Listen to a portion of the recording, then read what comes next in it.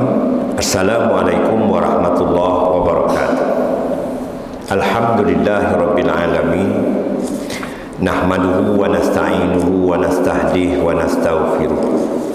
Wa na'udzu billahi min syururi anfusina wa min sayyiati a'malina. May yahdihillahu fala mudhillalah wa may yudlil fala hadiyalah. Asyhadu an la ilaha illallah wahdahu la syarikalah wa asyhadu anna Muhammadan abduhu wa rasuluh. Allahumma salli wa sallim ala sayyidina Muhammad wa ala azwajihi wa dzurriyyatihi wa ashabihi ajma'in. Allahumma la sahla illa ma ja'altahu sahla wa anta taj'alul huzna idza syi'ta sahla. Rabbi shrah li sadri wa yassir li amri wahlul 'uqdatam min lisani yafqahu qawli, amma ba'd. Sahabat saya Al-Fadhil Ustaz Tuan Imam Masjid Al-Muttaqin, Tuan Bilal, tuan-tuan, sahabat-sahabat, ibu-ibu, saudara-saudara, hadirin hadirat yang saya kasihi dan saya muliakan. Alhamdulillah, tentu sekali kita bersyukur pada Allah Subhanahu wa taala di atas rahmat, di atas hidayah, taufik daripadanya. Kita semua dipermudahkan Allah Subhanahu wa taala, diberikan kekuatan sehingga sama-sama kita petang ini dapat menyempurnakan maghrib secara berjemaah, dan insya-Allah sementara masuk isyak pada jam 7.40 kita juga insya-Allah dapat mengisi ruang lapang ini dengan sedikit perkongsian ilmu berhubung dengan sirah Nabi sallallahu alaihi wasallam. Mudah-mudahan dapat menambah informasi, menambah maklumat. Mudah-mudahan dapat meluruskan kefahaman kita terhadap sirah Nabi sallallahu alaihi wasallam, utusan Allah ini, dan semoga ia juga memberi manfaat kepada hidup kita ni dengan mempelajari sirah Nabi sallallahu alaihi wasallam. Akhirnya semoga kita juga dapat menutup kewajipan 5 waktu kita dengan isyak berjemaah. Baik tuan-tuan, sebagaimana kita dah sebut minggu lalu kita ada menyentuh tentang adanya peristiwa dikatakan Salman Al-Farisi radhiyallahu anhu telah memberi cadangan, memberi idea dan cadangan kepada Rasulullah untuk menggali parit. Ada di catatan dalam buku itu, sanadnya tidak sahih. Rupa-rupanya ada seorang lagi penulis masyhur juga, Muhammad bin Abdullah Al-Usan. Bukunya yang bertajuk masyhur tetapi tidak sahih berhubung dengan sirah Nabi. Di bawah tajuk idea Salman menggali parit. Katanya banyak disebut dalam kitab-kitab sirah berhubung dengan peristiwa ini ketika Rasulullah sallallahu alaihi wasallam mendengar maklumat tentang kedatangan pasukan Ahzab, iaitu gerombolan bersatunya kabilah Quraisy dengan grup-grup yang lain, kabilah-kabilah yang lain termasuk Yahudi ini, untuk menggempur Madinah. Lalu beliau sallallahu alaihi wasallam bermusyawarah dengan para sahabat. Lantas dikatakan Salman Al-Farisi telah mengajukan usul. Dia berkata, kami di Parsi dulu ni, apabila dikepung kami menggali parit mengelilingi wilayah kami. Maka Nabi SAW pun memerintahkan para sahabat untuk menggali parit di sekitar Madinah. Al-Hafiz berkata di dalam Al-Fath, yang menyarankan idea itu adalah Salman Al-Farisi, sebagaimana disebut oleh para sejarawan sejarah peperangan seperti Abu Ma'syar. Ia mengatakan Salman berkata sebagaimana tadi itu. Seterusnya ia menyebut kisah di atas tanpa dilengkapi sanad. Kisah yang dikatakan disampaikan oleh Salman itu tanpa sanad. Abu Ma'syar adalah Najih bin Abdurrahman As-Sanadi.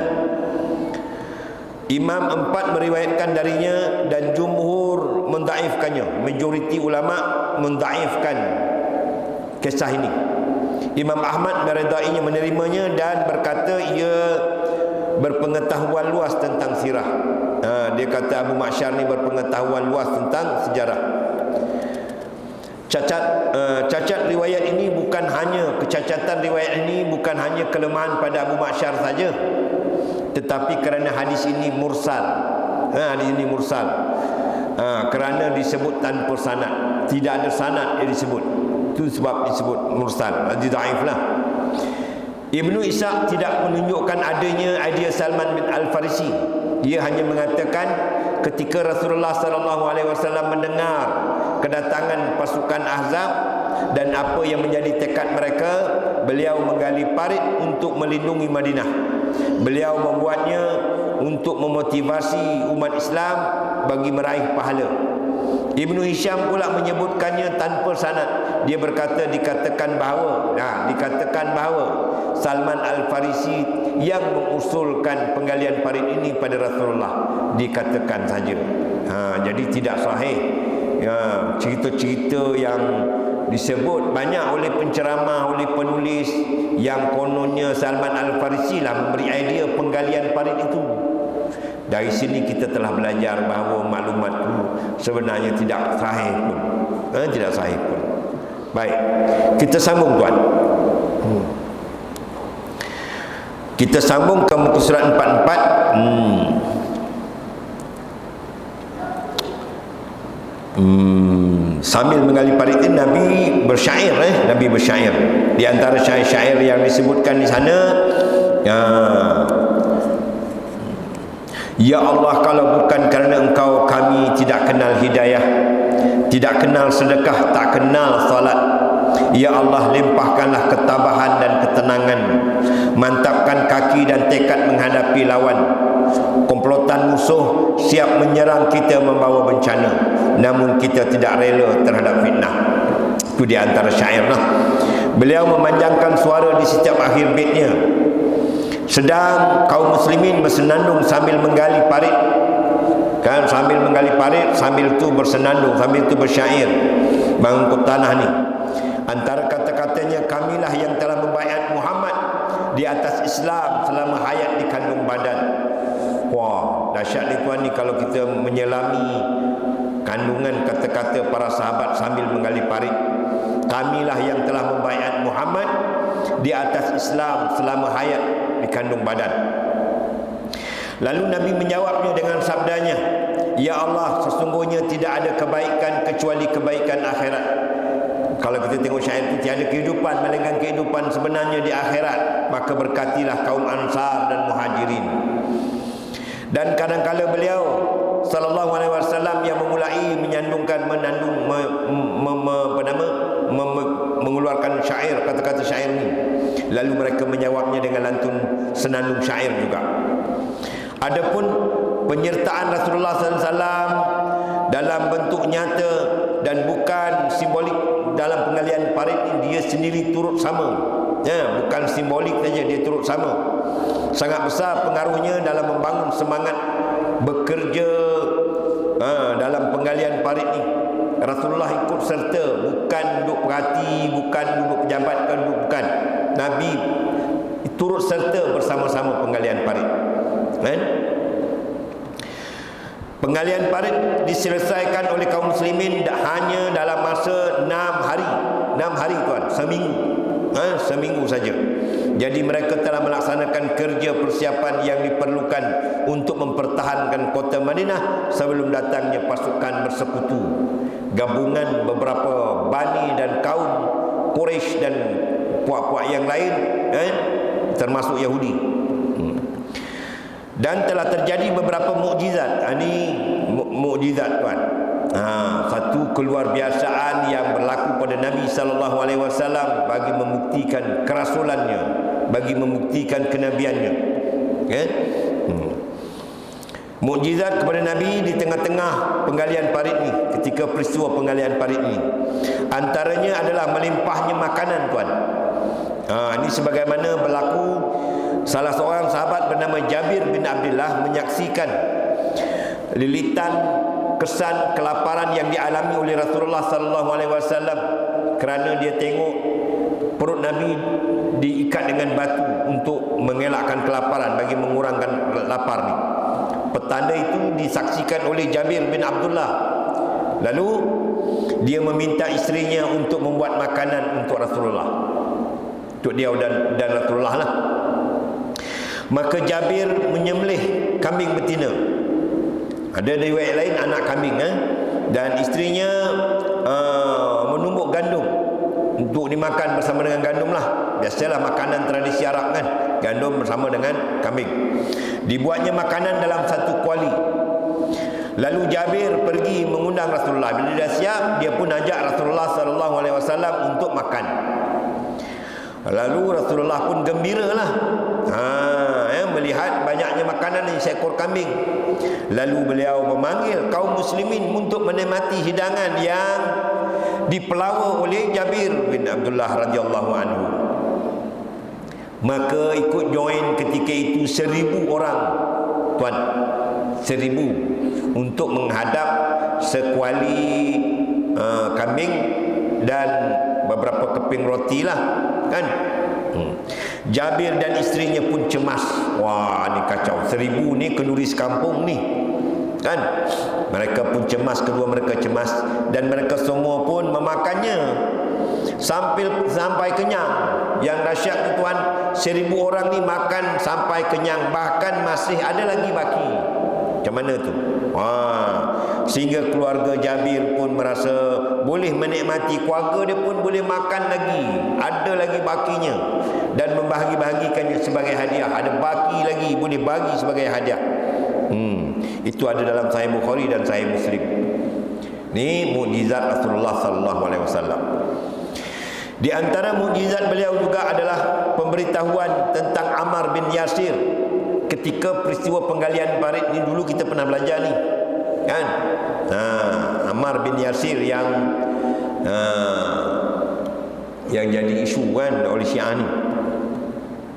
Ammar bin Yasir, ketika penggalian parit ni, Rasulullah sallallahu alaihi wasallam pernah dalam peristiwa penggalian parit ni, Rasulullah cakap dengannya, kamu akan dibunuh oleh kumpulan pemberontak, Burah, kumpulan pemberontak.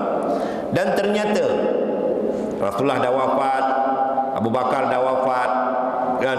Omar dah wafat.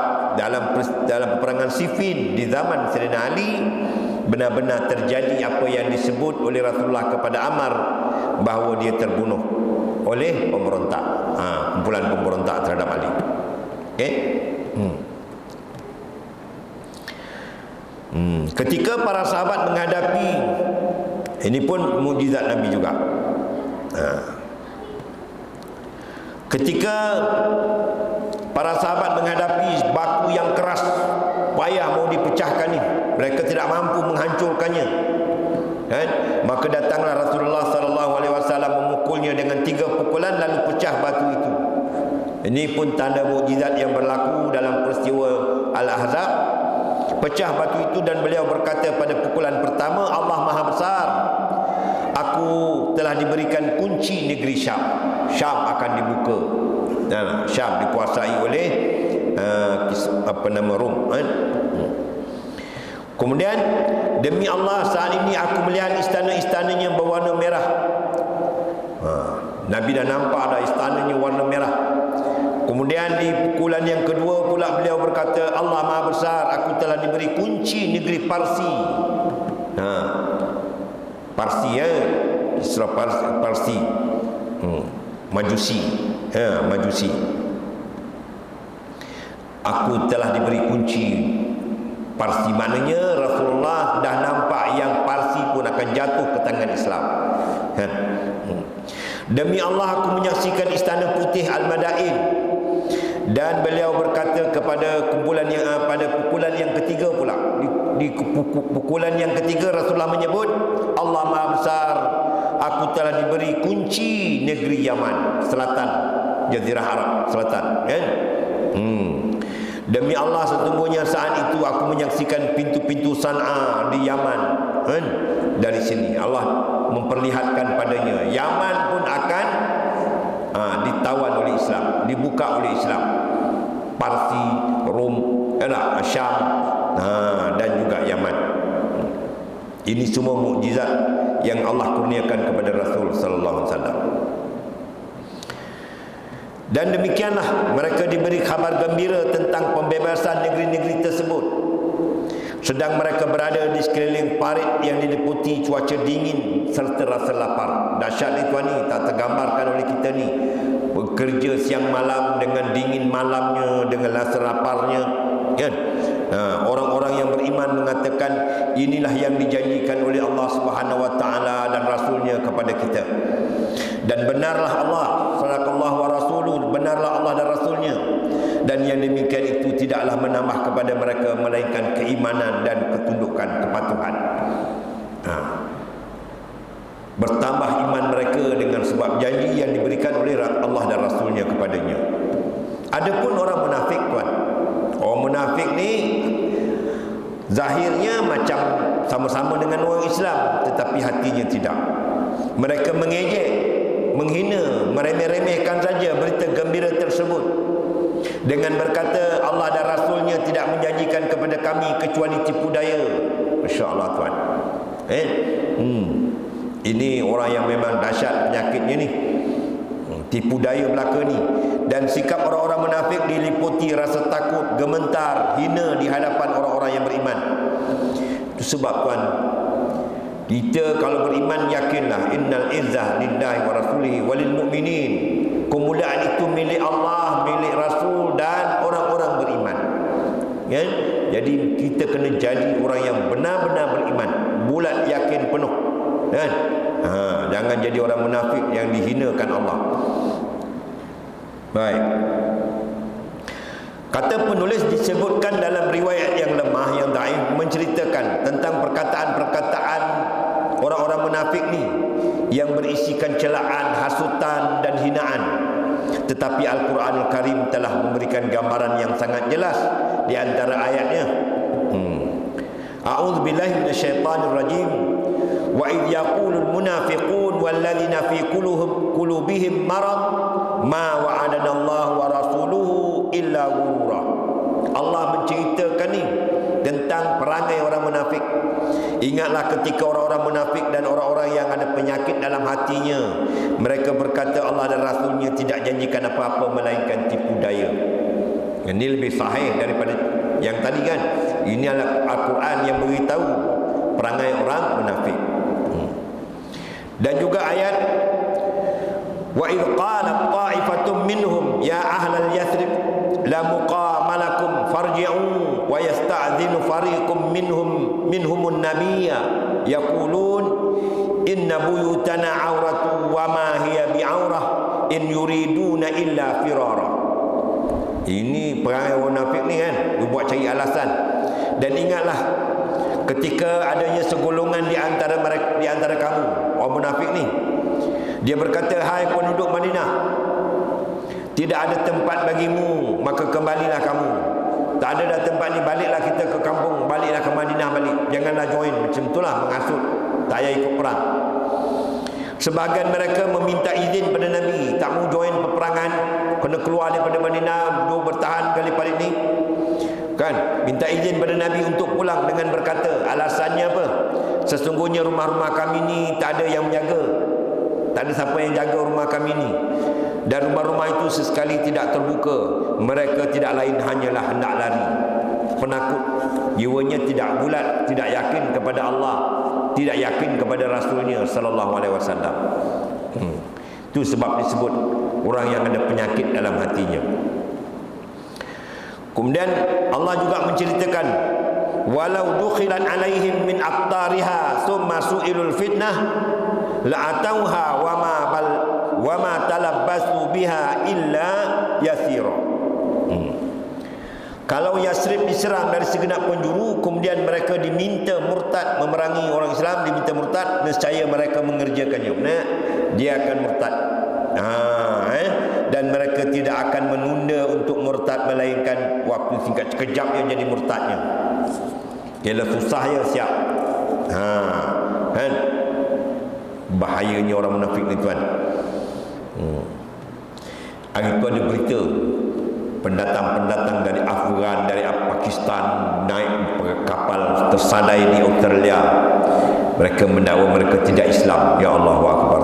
Tengok kan, bila kesusahan menimpa supaya dia diterima oleh kerajaan Australia, mengaku tidak Islam. Walaqad kanu ahadullah min qablu la yuwalluna al-adbar wa kana ahadullahi mas'ula. Allah juga menceritakan, dan sesungguhnya mereka sebelum ni memanglah pernah berjanji kepada Allah bahawa mereka tidak akan berundur, mereka akan bertahan, tak akan berundur. Dia dah janji dah ni, dan perjanjian kepada Allah akan diminta pertanggungjawaban. Dia khianat lah, dan Allah kata dia akan tuntut perjanjian ni. Allah juga ceritakan, kullay yanfa'ukumul firar in farartum minal maut awil qatli wa idza la tumatta'una illa qalila. Katakanlah, lari ke belakang, lari dari medan perang sekali-kali tidak berguna bagi kamu. Kamu tak join, kamu lari berpatah balik, ya tak? Lari dari medan perang tidak ada guna bagi kamu. Jika kamu melarikan diri dari kematian atau pembunuhan, dan jika kamu terhindar dari kematian, kamu tidak juga mengecap kesenangan kecuali sebentar. Kau tak akan dapat lari, kau pasti mati. Kalau kau dapat pun nikmat sekejap saja, kau akan mati juga sudahnya, kan? Ini Tuhan sindir ni orang-orang yang munafik ni. Dan Allah juga berfirman, kul man dzalladzi ya'simukum minallahi in arada bikum su'a aw arada bikum rahmah wa la yajiduna lahum min dunillah waliyyan wala nasira. Katakanlah, siapakah yang melindungi kamu dari takdir Allah? Siapa nak lindung kau? Kan? Jika dia menghendaki bencana atasmu atau menghendaki rahmat atas dirimu, tak ada siapa boleh tahan. Dulu kita pernah belajar hadis, kalau semua umat berkumpul nak mendatangkan kebaikan bagimu, takkan dapat ada kebaikan melainkan apa yang Allah dah tetapkan. Kalau seluruh umat manusia ni nak mendatangkan mudarat bagimu, tak ada siapa yang dapat mendatangkan mudarat melainkan apa yang Allah dah tetapkan bagimu. Ini keyakinan orang beriman. Kan? Qad ya'lamullahu al-mu'awwiqina minkum wal qailin li ikhwanihim halumma ilaina wa la ya'tuna al-ba's illa qalila. Sesungguhnya Allah mengetahui orang-orang yang menghalangi di antara kamu dan orang-orang yang berkata kepada saudaranya, marilah kepada kami, dan mereka tidak mendatangi peperangan melainkan sebentar. Ini semua ni perangai-perangai orang munafik. Perangai orang munafik. Dia hasut orang lain, kejap sudahlah, tak payah berlama-lama, kan? Allah juga menceritakan, asyihatan alaikum fa idza ja'al khauf ra'aitahum yanzuruna ilaika taduru a'yunuhum kalladhi yusha 'alaihi minal maut fa idza dhahaba al khauf salaqukum bi alsinati hidadin asyihatan 'alal khair ulaika lahum yu'minun ulaika lam yu'minu fa ahbatallahu a'malahum wa kana dzalika 'ala Allahi yasira. Mereka bakhil, kedekut, dia sayangkan dunia ni. Apabila datang ketakutan bahaya, kamu lihat mereka itu memandang kepada kamu dengan mata terbeliak seperti orang pengsan seakan-akan nak mati. Takut yang amat. Takut yang amatnya sampai terbeliak mata ni, macam nak mati. Apabila ketakutan telah hilang, mereka mencaci kamu. Bila dah reda, kamu dicacinya. Perangai orang munafik. Mencacinya dengan lidah yang tajam. Dalam hadis yang lain, tanda munafik tu dia kalau caci memang dahsyat, kan? Caci dia memang dahsyat habis. Kalau dia gaduh melampau-lampau, kan? Sedang mereka bakhil berbuat kebaikan, takkan nak buat kebaikan.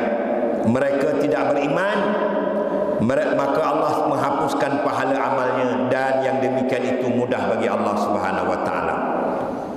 Dalam ayat yang lain, yahsabunal ahzab lam yadhhabu wa iyatil ahzabu yawaddu law annahum baduna fil a'rab yas'aluna an ambaikum walau kanu fikum ma qatalu illa qalila. Mereka mengira bahawa golongan-golongan yang bersekutu, pihak musuh yang bersekutu tu belum pergi, dan jika golongan-golongan bersekutu itu kembali, nescaya mereka ingin berada di dusun-dusun bersama-sama. dengan orang dusun sambil-sambil menanyakan berita-berita kamu. Dia kan nak join pun, dia nak tahu saja.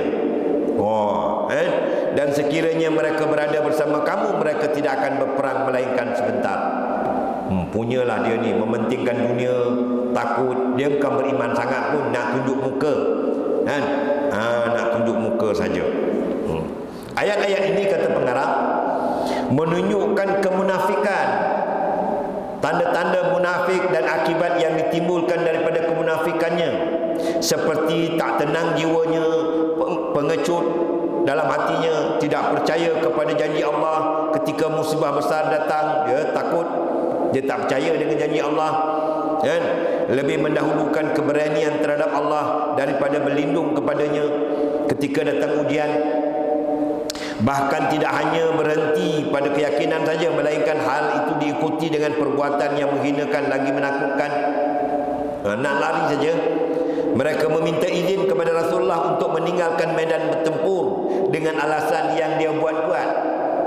Dia bukan beriman pun puan, kan? Dia buat-buat saja ni. Mereka mengira bahawa rumah-rumah mereka terbuka untuk musuh datang kang. Jadi kena jaga rumahnya. Sebenarnya bertujuan melarikan diri kerana takut mati, akibat lemahnya keyakinan mereka dan adanya ketakutan yang menguasai diri mereka. Hatinya tidak bulat, dia tidak yakin dengan janji Allah dan Rasulnya. Bahkan mereka mendorong orang lain juga macam dia untuk meninggalkan pos-pos kawalan ni. Tak payah jaga ujung balik kan? Dia pun menghasut dan kembali ke rumah masing-masing, diajak orang lain pun macam dia juga. Mereka tidak menjaga perjanjian keimanan dan ikatan keislaman mereka, walaupun diliputi kehinaan dan hasutan orang munafik. Dan dalam kondisi kelaparan dan kedinginan, tetapi kaum muslimin tetap melanjutkan tugas-tugas mereka dan menyempurnakan rencana melindungi Madinah.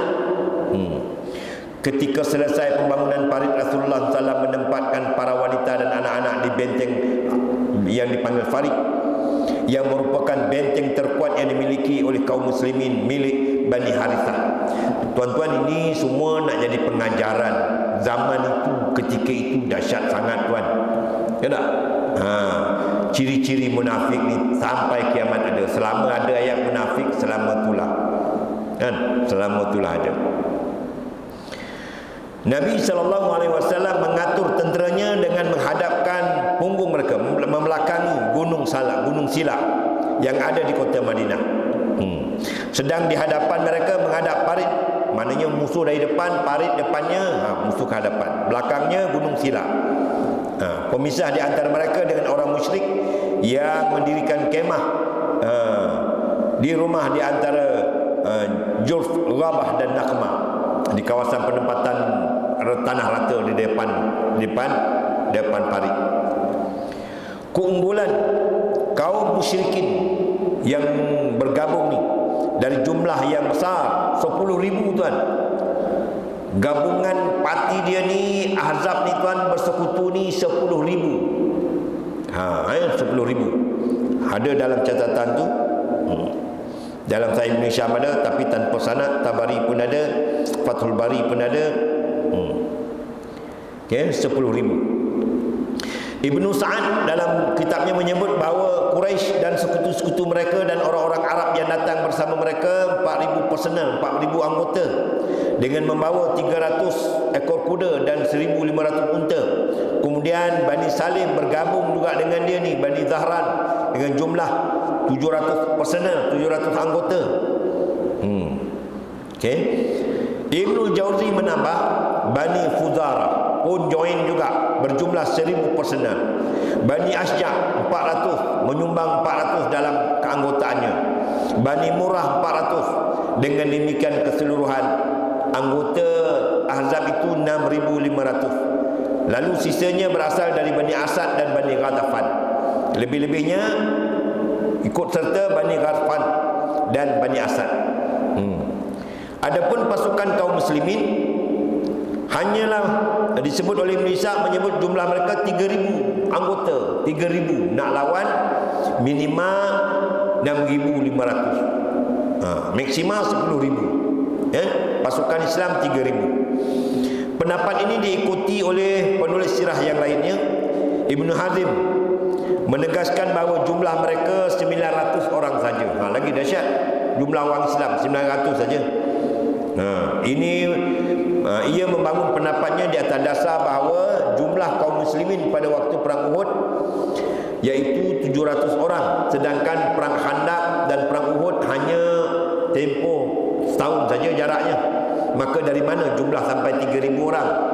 Itu menurut Ibn Hazim macam tak berapa munasabah katanya, dan tempoh setahun. Pendapat Ibn Hazim ditegaskan kebenarannya itu tidak benar, tak tepat, kerana yang menghadiri undangan makan Jabir itu sabit 1000 orang. Jadi bagaimana disebutkan dalam hadis sahih kan? Sebagaimana disebut dalam hadis sahih, dan mereka bergiliran menjaga Madinah berjumlah 500 orang. Maka bagaimana jumlah mereka? Tentera hanya 900, tentu tak tepat. Sebab tadi pun dah 1000 orang kan? Dan di antara perang Uhud, perang Khandaq terpaut 2 tahun sebenarnya, terbeza 2 tahun. Anak-anak yang dah membesar dan tidak ikut perang Uhud juga banyak, dan boleh join pula selepas 2 tahun ni, boleh join dalam perang Khandaq. Kaum muslimin juga giat menyebarkan agama Islam dan dakwah dalam tempoh itu pun berkembang kan, walaupun menghadapi ancaman. Hijrah ke Madinah menyebabkan masuknya orang ke dalam agama Islam. Maka tidak aneh kalau kiranya jumlahnya bertambah banyak.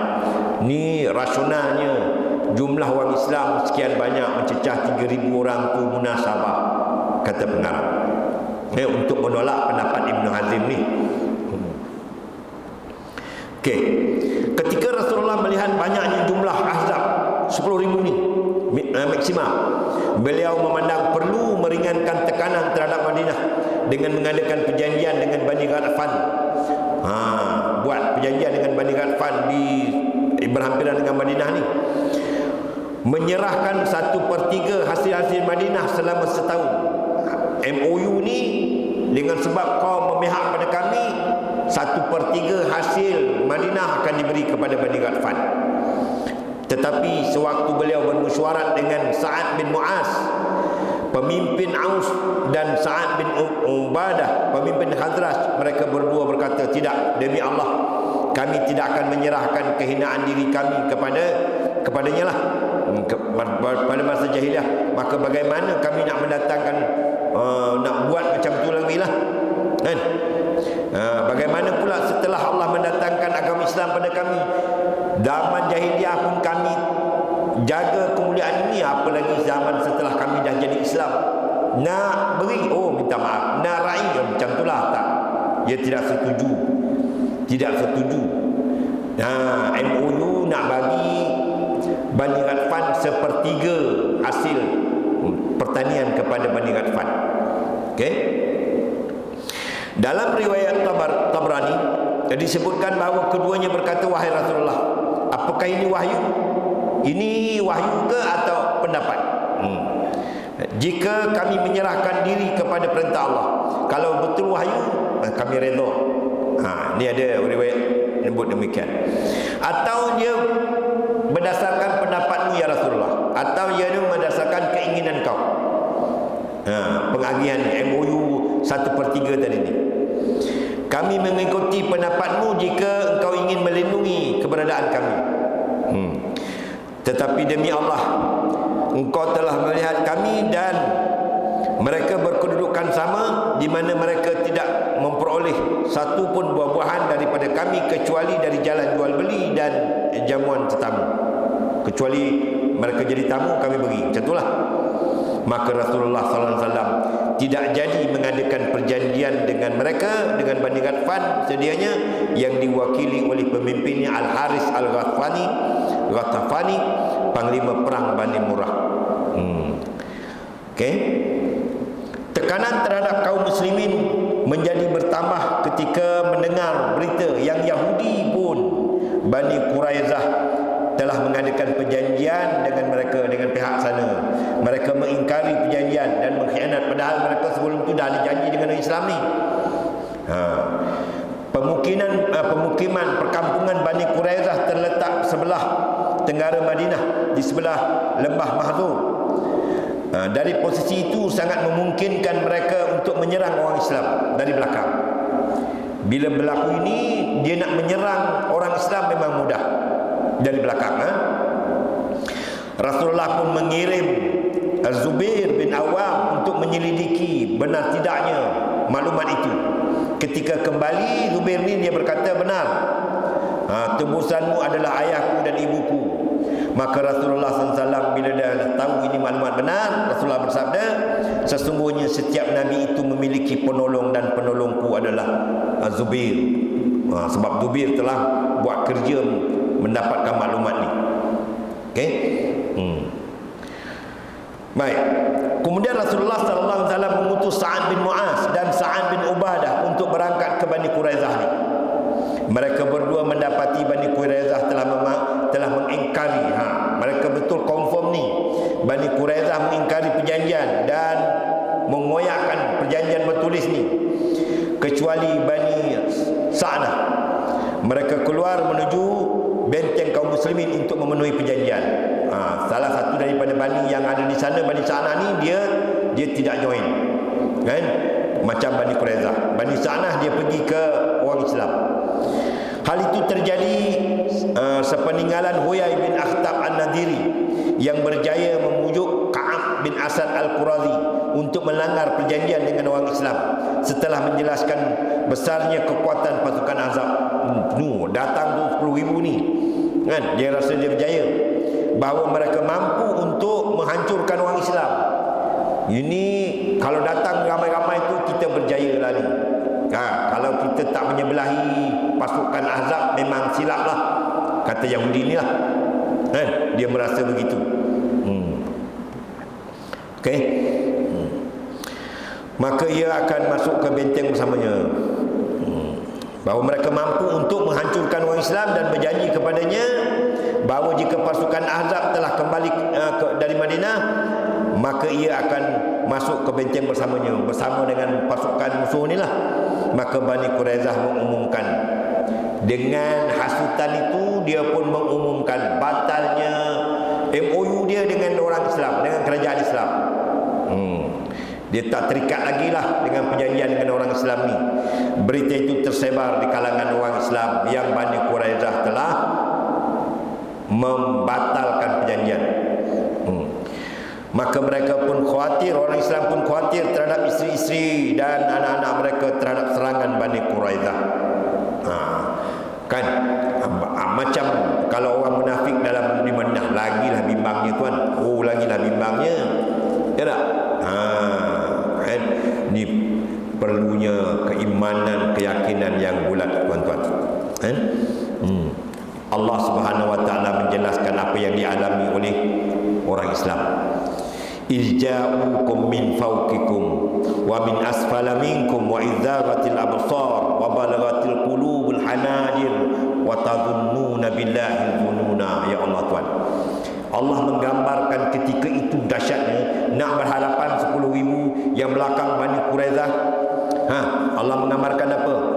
Ketika mereka datang kepadamu dari atas, dari depan, dari belakang, dari bawahmu, dan ketika tidak tetap lagi penglihatanmu dan hatimu, orang Islam ni kacau ni, macam-macam puak bergabung nak menyerang kita, Bani Quraizah lagi, sehingga sesak dadamu, sehingga ketenggorokan ni sesak, dahsyat ini, kan? Kerana takut dan kamu menyangka kepada Allah dengan macam-macam persangkaan. Ni parah benar, ni serius, ini kritikal ni. Kritikal ni. Itu sebab perang Ahzab ni patut diingati tahun-tahun. Baik Aidil Adha, baik Aidil Fitri, tak boleh tinggal. Wahazamal ahzab wahda, wahazamal ahzab wahda. Kan? Rupa-rupanya penting untuk kita lihat, untuk kita ambil iktibar kekuatan, kebulatan pegangan orang-orang beriman, sikap orang munafik, sikap orang Yahudi. Ya tak? Jadi insya-Allah kita semua akan datang di muka surat 452. Aqulu qauli hadza wa astaghfirullahal azim li wa lakum. Wassalamualaikum warahmatullahi wabarakatuh. Bismillahirrahmanirrahim. Alhamdulillahirabbil alamin. Wassalatu wassalamu ala sayyidina Muhammad wa ala alihi wa sahbihi ajmain. Allahumma arinal haqqa haqqan warzuqna ittiba'ah wa arinal batila batilan warzuqna ijtinabah. Allahumma ya muqallibal qulub tsabbit qulubana ala dinik. Rabbana hab lana min azwajina wa dhurriyyatina qurrata a'yun waj'alna lil muttaqina imama. Rabbana atina fid dunya hasanah wa fil akhirati hasanah wa qina adzabannar. Wa sallallahu ala sayyidina Muhammad wa ala alihi wa sahbihi wa sallam. Walhamdulillahi rabbil alamin.